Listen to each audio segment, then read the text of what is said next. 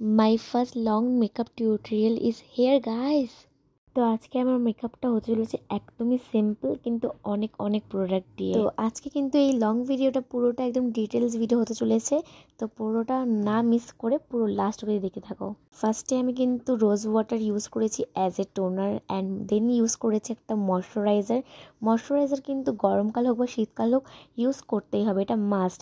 And তোমার যদি skin হয় ড্রাই তাহলে পরে ইউজ করতে পারো ক্রিম বেসের, অ্যান্ড অয়েলি হলে পরে কিন্তু জেল ফর্মের ইউজ করতে পারো, কিন্তু ইউজ করতেই হবে। এটা ভুললে কিন্তু একদমই চলবে না যে নিজের ফেসের সাথে সাথে লিপসটাকেও ভালোভাবে হাইড্রেট করতে হবে। তো যখন সমস্ত স্কিন কেয়ারের প্রোডাক্টগুলো ইউজ করা হয়ে যাবে 2 থেকে 3 সেকেন্ডের জন্য কিন্তু তোমাদেরকে ফেসটাকে রেস্ট দিতে হবে।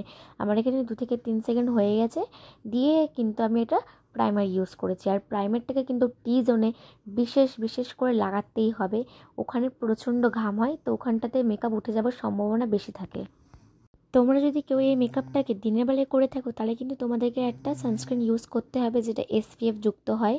অ্যান্ড দিয়ে আমি এখানে একটা সুইস বিউটির হাইলাইটিং ক্রিম ইউজ করেছি অ্যাজ আ গ্লোয়িংয়ের জন্য। আমার খুব গ্লো মেকআপ যেগুলো হয় সেগুলো খুব পছন্দ, তাই জন্য আমি এটা ইউজ করছি।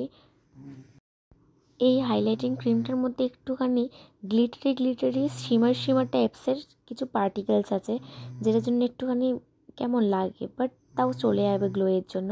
অ্যান্ড এখানে আমি একটা ফুল কাভারেজ মার্চের ফাউন্ডেশন ইউজ করেছি, দেন ভালোভাবে ব্লেন্ড করেছি ব্রাশের সাথে।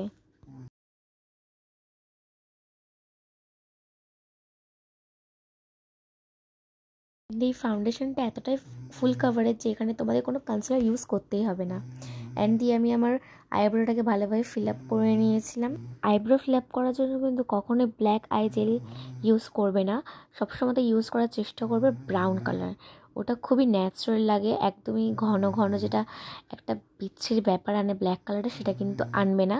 তোমরা কিন্তু ব্রাউন কালারটা ইউজ করতে পারো। দিয়ে কনসিলার দিয়ে এক্সট্রা যেই কালারগুলো মানে জেলটা যেটা এদিক ওদিক ছড়িয়ে গেছে সেটা তুমি ম্যানেজ করতে পারবে এই কনসিলারটা দিয়ে। তো কনসিল করতে পারো নিজের আইব্রোটাকে ভালোভাবে। আমি এখানে কনসিল করে ব্লেন্ডও করে নিচ্ছি। দেন ইউজ করেছি একটা ব্লাশার। আমি কিন্তু ব্লাশার ভরে ভরে লাগাতে ভালোবাসি, কিন্তু এখানে অল্প লাগিয়েছি যেহেতু গরমও ছিল প্রচণ্ড। অ্যান্ড দেন লাগিয়েছি একটা হাইলাইটারটা কিন্তু বেশি করে লাগিয়েছি যেহেতু গরমকালে আমার গ্লোই মেকআপ সেই লাগে, তার জন্যই। অফ ক্যামেরায় কিন্তু আমি আমার ফেসটাকে বেকিং করে নিয়েছিলাম, সেটা আর দেখালাম না। অ্যান্ড বেস মেকআপ হয়ে যাওয়ার পরে কিন্তু আমি মেকআপ ফিক্সার ইউজ করিনি, কোনো রকম আই মেকআপ ছাড়াই আমি ইউজ করি। আমি জানি না কেন আই মেকআপ করার পরে যখন ফিক্সার ইউজ করি তখন আমার কাজল মাস্কারা আইলাইনার সব ঘেটে যায়, তার জন্যই আমি ইউজ করি না তখন। অ্যান্ড তোমরা যদি একটা জিনিস নোটিস করবে, লিপ লাইন ড্র করার পরে যখন তোমরা লিপস্টিক ইউজ করবে কিন্তু ছড়ায় না, এমনি ইউজ করলে একটু ছড়িয়ে যায়। আমার এখানে একটু ছড়িয়ে গেছিলো কারণ কি আমার হাতটা একটু নড়ে গেছিলো, তার জন্য।